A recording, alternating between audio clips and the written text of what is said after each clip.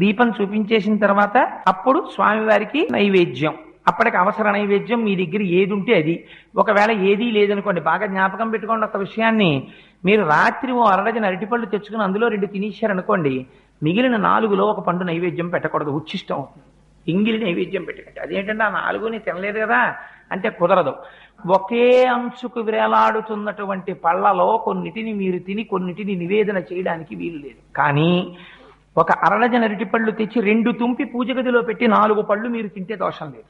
ఎందుకంటే ముందే విడతీసి ఈశ్వరుడి కోసం పెట్టేశారు. అందుకే శాస్త్రం అంది, మరి ఇలా ఒక్కొక్క రోజున ఇంట్లో అసలు ఉచ్చిష్టం కాని పదార్థం లేకపోతే మరి నివేదన ఎలాగా అంటే, శాస్త్రంలో రహస్యం ఏంటంటే ఎప్పుడూ కూడా అంటూ నిలవ చెయ్యడం అనేటటువంటి దోషములు లేని పదార్థం ప్రపంచంలో ఒక్కటే ఒక్కటి. అది దానికి మీరు నిలవ చేసిన దోషము ఉండదు, దానికి అంటు దోషము ఉండదు. అటువంటి పదార్థం ఒక్కటే బెల్లం ముక్క.